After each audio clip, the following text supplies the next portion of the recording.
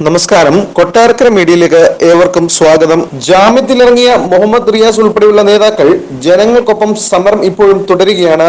അർദ്ധരാത്രിയിൽ അതിനാടകീയമായി ആയിരുന്നു അറസ്റ്റ്. രാത്രി കോതമംഗലത്തെ ഉപവാസത്തിനിടെയാണ് നേതാക്കളെ അറസ്റ്റ് ചെയ്തത്. ഉപവാസ പന്തലിന് സമീപത്തെ കടയിൽ നിന്നും മുഹമ്മദ് ഷിയാസിനെ പിടിച്ചുകൊണ്ടുപോവുകയായിരുന്നു. കാട്ടാനാക്രമണത്തിൽ നീതിമംഗലം സ്വദേശി ഇന്ദിര കൊല്ലപ്പെട്ടതിൽ നേതാക്കൾ കോതമംഗലം ടൗണിൽ ഉപവാസം തുടരുന്നതിനിടെയാണ് സമീപത്ത് ചായക്കടയിൽ നിന്നും DCC പ്രസിഡന്റ് മുഹമ്മദ് ഷിയാസിനെ പോലീസ് ഭയം പ്രയോഗിച്ച് അറസ്റ്റ് ചെയ്തത്.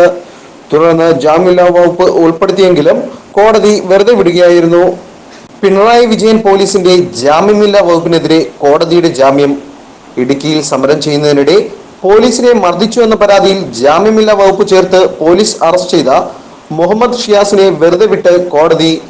യുവനിര പ്രതിഷേധത്തിന്റെ മുന്നണി പോരാളിയായ മുഹമ്മദ് ഷിയാസിനെയും മാത്യു കുഴൽനാടനെയും ഭീകരവാദിയെ അറസ്റ്റ് ചെയ്യുന്ന രീതിയിലാണ് പോലീസ് വളഞ്ഞിട്ട് പിടിച്ചത്.